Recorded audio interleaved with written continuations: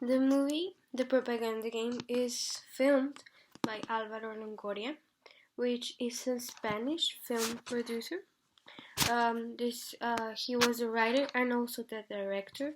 I believe this is important because since he's Spanish and his past works has been about Che Guevara and a lot of places in which they have communism or they have a way of socialism, and since he's from Spain, I believe that, well, he has a background supporting why he wanted to, well, make a documentary about North Korea. Um, the film is about, well, the propaganda game that's between the United States and um, well, North Korea. I believe that it shows both sides of the story. It shows us the way that North Koreans see themselves and how they believe that their way of living or their country is right. And, well, I believe that the ideas, values, or information are really about how they live, like taking it as it is. I believe some of it was staged, like for example the church part, in which he wants to go to the church and he has to go. He can go until like 3 or 4 days after. I believe that was staged. That they wanted to show him some parts of the story just to make him believe that they were great. Um, The voices of authority in this film are also another Spanish person, Alejandro Caudevenos. He lives there in North Korea. He's a commander there, and I will have liked to see the leader that for their leader telling the author what does he believe is how is their country and his beliefs about the other places.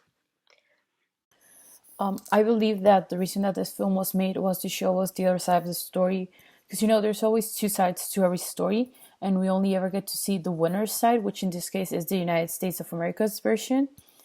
And I think that what the filmmaker was trying to let us, the audience, see was that there is some positive aspects to North Korea's regime.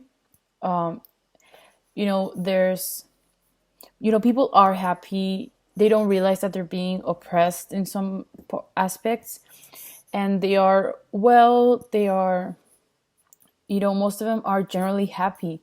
Of course, I think they do it in a brilliant way because they don't only show us, the positive side, which we would never get to see if we only listen to America's version, but they also remind us that, there are hard facts about this.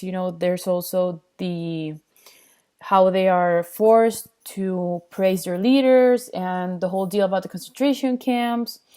And I think it's the purpose of this film is to let people know, that people realize that it's not all bad, but also remind them that there should be there are actions to be taken, and that we should help. We should find a way to help.